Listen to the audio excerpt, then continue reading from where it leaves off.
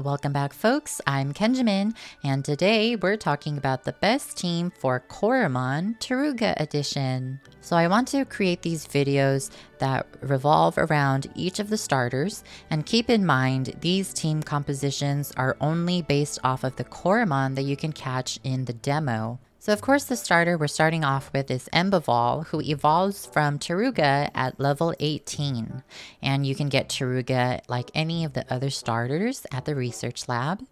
In terms of stats, Toruga has high HP, pretty decent offensive and defensive stats, and I believe Embival is actually the fastest starter. I could be wrong about that. Embival might be tied for fastest with Aurora.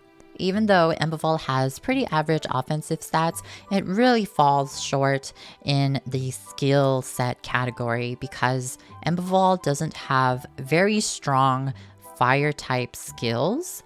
It only has Cinder, which it learns at level 6, but unfortunately its power sits at 40. Now, I think the best trait that pairs well with Embival is Vegetarian. Now, if you were to give Embival a fruit that restores HP, Vegetarian will restore an extra 20% on top of what you already restored. Now, in terms of what skills Embival should be using, I think Embival should have Smokescreen, Boulder Barrage, Cinder, and either Cute Pose or Toughen Up. Your choice. Cute Pose will make an enemy Coromon's attack reduce, and Toughen Up will increase Embival's defenses. So if you want to use either or maybe even both, you're more than welcome to, but I don't think Embival is really the type to stall out a fight, considering that Embival doesn't have any skills that will recover its HP or even its SP.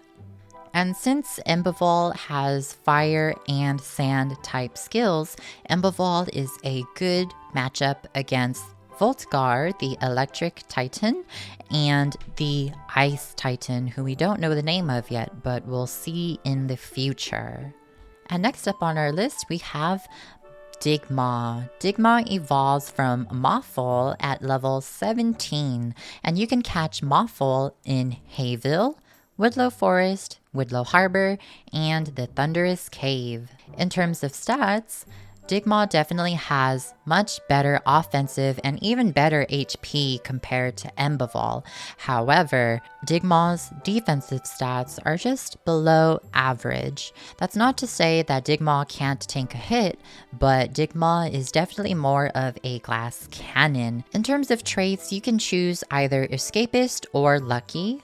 If you are always worried about running into Coromon and never being able to run away from them, then Escapist is probably better for you, especially if you don't want to hold onto like a stinky disc or to wear the Where's Waldo costume, or if you don't even like using the stinky scent. But I think the better offensive trait to go for is Lucky, and of course Lucky increases Digmaw's critical hit chance by 25%. Now, the best skills that I think Digmaw should be using are Double Slash, Boulder Barrage, Tailspin, and you can choose either Constrict or Coin Snatch. The nice thing about Digmaw is that it has two skill types of Sand and Cut, meaning that Digmaw is the perfect counter for any electric type, especially when going up against Voltgar. Not only that, since Digmaw has both special and physical type skills, Digmaw is a very versatile attacker in the sense that you can invest either in physical attack or special attack stats to really maximize on your damage potential. And up next we have Slitherpin. Slitherpin does not evolve in the demo, but will evolve into Serpike in the full release. At what level, I'm not entirely sure, but the nice thing about Slitherpin is that you can get it fairly early in the Woodlow Forest and the Woodlow Harbor. Even though Slitherpin doesn't evolve in the demo, Slitherpin's stats are on par with Embival. So Slitherpin is faster than the average Coromon and has a fairly high attack stat.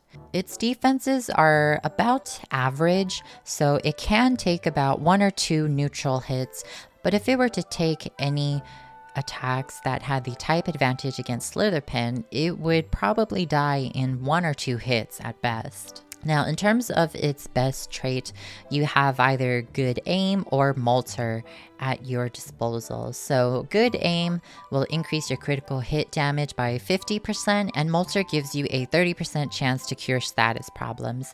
Now, whichever one you want to use is entirely up to you, but I think Molter is probably a much better trait to go for, especially if you're able to get rid of your status problems, which will hinder you from using your skills to the maximum potential. Slitherpin is a very powerful Coromon to have, especially in the demo, since there are only 2 Coromon that have poison type skills, and Slitherpin has the stronger of the poison type skills. So of course, in terms of skills, you'll want to use Poison Chomp and Drain, since Slitherpin has the type coverages for poison and magic, meaning that Slitherpin is perfect for going up against other normal type Coromon and even ghost type Coromon. The other 2 skills, you can choose either Epiphany or Constrict. I don't think Toughen Up is a very good skill for Slitherpin, considering that Slitherpin is more of a glass cannon type of Coromon. But of course, you're always free to choose however you want to build your Coromon. Now up next, we have my favorite Coromon overall, Froshell. Froshell evolves from Frova at level 20, and you can find Frova in the Woodlow Forest, but that may be only in the demo. Unfortunately, Froshell falls short in its stats. All of its stats are far below average, and it's not a very strong Coromon. However, where it lacks in stats, it makes up for it in skills. So if you're going to invest in any of Froshell's stats, I highly recommend investing in either speed or speed and HP, making sure that Froshell can go first to make sure it lands its skills. Now, the best trait that you can have for Froshell is Caffeinated. The more SP you have on your Froshell, the more skills you can use without having to worry about using an item or trying to restore its SP. The best thing about Froshell is that you can either use Froshell offensively by having multiple different types of skills, or you can use it more for utility, having skills that will give status ailments to your enemies. So if you're going for a more offensive Froshell, I recommend using Wind Blast, Clearing Wind, Frost Web, and Drain. Froshell has very powerful skills, but unfortunately not the best special attack stat. And of course, if you have all of these different skills, you're able to use Froshell against a variety of Coromon. And thankfully, Froshell is super effective against ghost types, water types, and fire types. If you're going for a more utility-based Froshell, then I recommend using Hypno Wave, Frost Web, Ice Wall, and either Clearing Wind or Drain. Froshell is definitely a top contender in competitive battles, so if you feel like you want to use a Coromon that requires a little bit of more strategy instead of just going in guns blazing, I definitely recommend the utility-built Froshell. The next Coromon on our list is Lunarwolf. Lunarwolf evolves from Lunar Pup at level 21, and you can find Lunar Pup in the bottom floor of the Thunderous Cave. In terms of stats in the demo, Lunarwolf has the highest speed stat and the highest special attack. All of its other stats are above average, so Lunarwolf is one of the best, if not the best, Coromon in the demo. So if you're going to invest in a Lunarwolf, the best thing that you can do is to maximize on the offensive side of a Lunarwolf, because chances are you can take out your enemies before they even have a chance to make a move. Now, in terms of traits, Menacing is probably the best trait that a Lunarwolf can have. Outside of battle, it repels wild Coromon that are below Lunarwolf's level, and in battle, Lunar Wolf will reduce the attack stat of the opposing Coromon. Now, that's not to say that you can't use Gravity Pull or Dark Atmosphere for Lunar Wolf's traits. I'm just saying Menacing seems to be the best trait inside and outside of battle for Lunar Wolf. The nice thing about Lunar Wolf is that it's super effective against water types and ghost types. So I think the best skills that you should have for a Lunar Wolf is Voodoo, Shade Walker, Fade Attack, and Hypno Roar. I don't really see a Lunar Wolf using Howl unless you're not able to take out a Coromon in just one hit. So if you feel like you're not able to take out a Coromon in one hit with Lunar Wolf, it's probably better if you keep investing in special attack for its stats. And next up on our list is Houndos. Houndos can be found in the Thunderous Cave.